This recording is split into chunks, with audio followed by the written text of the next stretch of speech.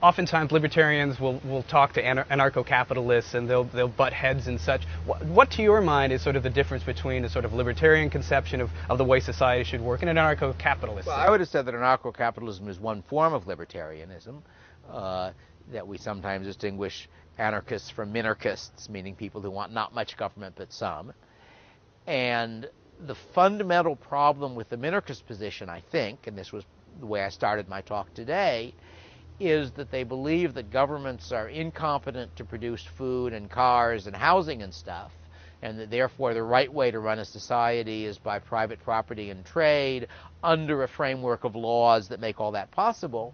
But they're then relying on the government to produce that framework of laws.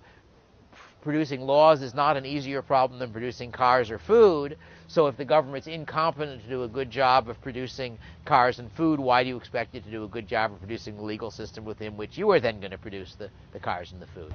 The last question I have for you is, you've been around this movement for a long time. Libertarian ideas are, in one dimension, much more popular than ever before. Many young people are being turned on by these ideas. Ron Paul has become a hero to many people. Your father is a hero to many more people every year, it seems. At the same time, our government's in trouble. Europe's in trouble.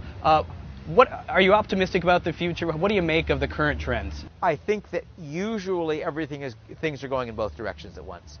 That things are getting better in some ways and worse than others is the usual pattern. It's also true internationally. That the really big positive trend, I think, is China and India. And not that they are very libertarian, but that they are much more free market than they were 30 or 40 years ago and are becoming much richer as a result.